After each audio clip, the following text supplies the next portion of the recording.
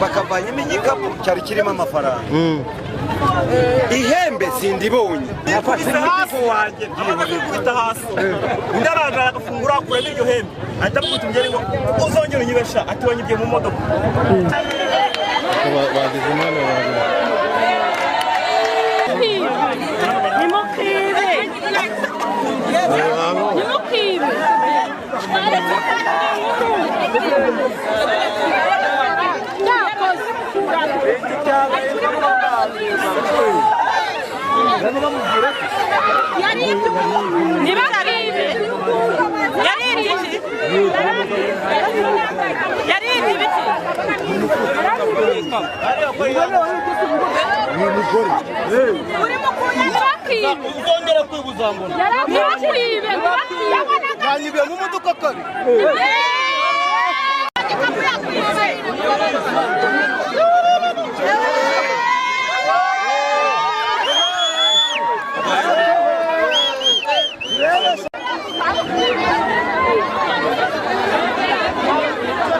Vamos, Gabatinho.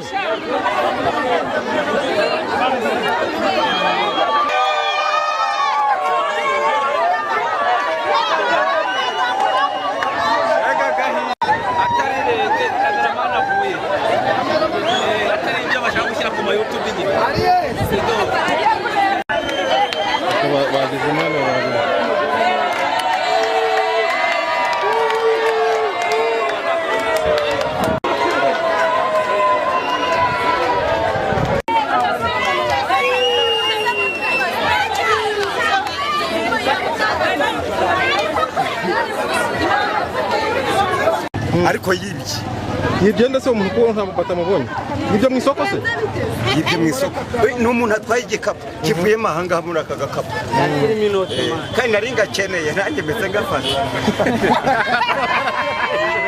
none se hanyuma byarangiye gute nyine mbwira uko byagenze yamufatiye mu isoko ari kumwiba we inkuru uko imeze yibye umugabo amuteje ihembe sanze umugore yunamye hasi arimo kugaragurika aka gakapu uko kareba niko kavuyemo icyo gikapu cy'uwo mugabo ibyo bintu mwabibonye koko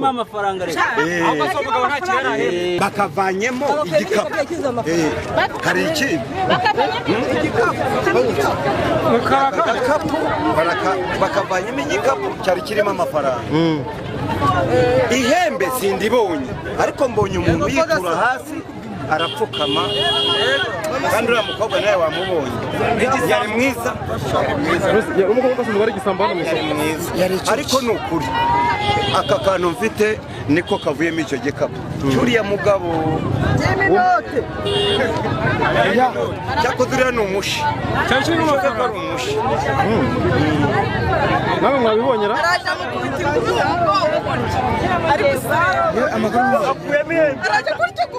Yo nashaka umuntu wabonye neza. Nari muri ruhande. Uri muri ruhande. Yaje abo yakoze ibyagenze gute tubwire niba ari umuntu. Yarafite agafuka. Kandi ukanza naka n'ijya ugafite. Yafashe hafi wanjye kwita hasi. Ndaraje agafungura kure n'iryo hembe. Ahita amutumye ngo uzongera unyibesha ati wanyibye mu modoka. Niko byagenze. None we aravuze ati ubona we kuzaza. Aravuze ati wowe ati ubona we ati munabare ati munabare tiye bwanyara ati munabare nibyo umuntu ati nibyo umuntu ati ho Jana shaka umuntu aruhari neza adusobanura ukuntu byagenze umuntu aruhari neza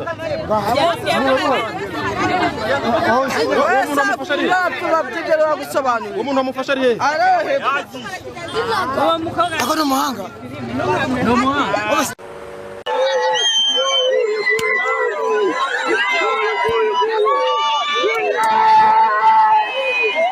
ku isoko ry'imbuto riri ahazwi nko kwa Mutangana mu kagari ka Nyabugogo umurenge wa Muhima mu karere ka Nyarugenge kuri uyu wa 15 Mata habereye igikorwa bikekwa ko ari icy'ubujura bwa telefoni n'ibyangombwa byari biri mu ikotomoni kugira ngo bigaruke hitabazwa uwita umuganga cyangwa se umuvuzi gakondo afatanyije n'uwatakaga kwibwa.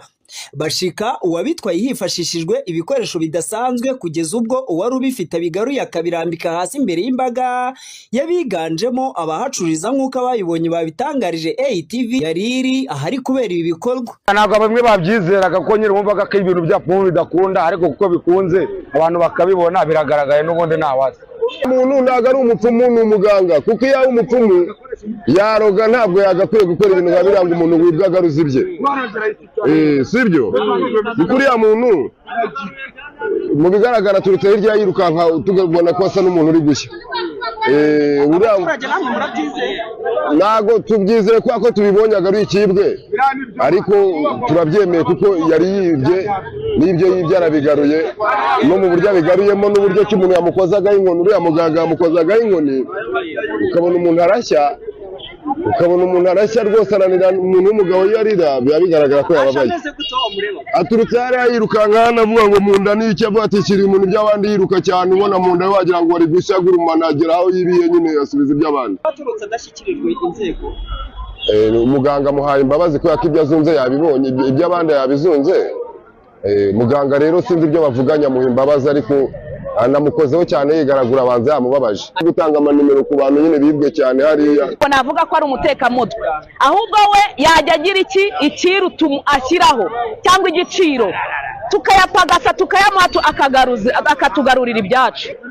Usibye no gushya azatora amashashi agende anuka pe n'aba bumusazi ku musozi. Ndumva mwakizwa tukareka kwiba tukajya turyayo twakoreye kandi akadushimisha. Ubwo abaturage bavuga ibi, ku rundi ruhande hari abemeza ko ubutabazi bukemangwa bufatwa nk'ubutubuzi, kuko ngo hari igihe abantu biremera igikorwa ibizwi nka prank mu ndimi z'amahanga bakabikora bagamije gucucura abaturage. Ntabwo njya mbyemera ibyo by'abapfumu uburyo bakora, cyane cyane nk'uriya muntu ngo ushitse umuntu ngo telefoni ngo akayizana ari yayibye, ntabwo ngiye ndi kubyemera. Kubera yuko uyu mujyi wa Kigali harimo abatekamutwe benshi, we ashobora kubikora mu rwego rwo kugira ngo yigarurire imitima y'abantu, kugira ngo we asiga atanze nimero azabona abandi atuburira, kuko ndamubara nk'umutubuzi, ntabwo mubara nk'umupfumu. Kuko umupfumu afite aderese y'aho akorera. Cyane rwose. Ashobora kuba ari mugenzi we batetse imitwe kugira ngo agire azane iyo telefoni. Ntabwo ngiye biranjya byemera. Uwo mugabo uvuga ko yibwe nyuma yo gushidikanywaho ko yaba akorana n'uwo muntu wiyita umuganga cyangwa umupfumu, yeruririye ATV ko ntahuriye nabyo, ko yamwitabaje nyuma yo kwizezwa ibitangaza n'abaturage. Nerekeza iburengerazuba i Karongi, aho nari mfite telefoni ndi kujya hariya muri gare ngiye gutega, umujura ayinyibye ngenze ndanganya ngenda nshakisha, nsanga uriya mugabo afite udupapuro ari kugenda atanga. Ubwo ngubwo amaye igipapuro ndasoma, nsanga handitseho abibwe kabagaruriza ibyabo. Ubwo ndamita mbimubwira, yavugaga igiswahili ntabwo yumvaga ikinyarwanda. Yaranyibye telefone n'indangamuntu. Nabishubijwe ngibi. Dore n'indangamuntu ngiyi yarimo dore ngiyi. Umuntu ashobora kwibaza kugira ngo bamushike bakugarurize ibyawe, bigusabye kwitanga. Nitanze 8,000, ababyeyi twari turi kumwe baramfashije, nari mfite inote ya 2 yonyine, ababyeyi twari turi kumwe baramfasha banshyiraho 5. Ese wowe ni iki gitumye ugira icyizere kandi bavuga ko rimwe na rimwe ngo abantu nk'abariya bari abatekamutwe? Njyewe ntabwo icyizere nari nyifite runaka, njyewe icyizere nyihawe n'abantu nari ndimo, bavuga ati koko reka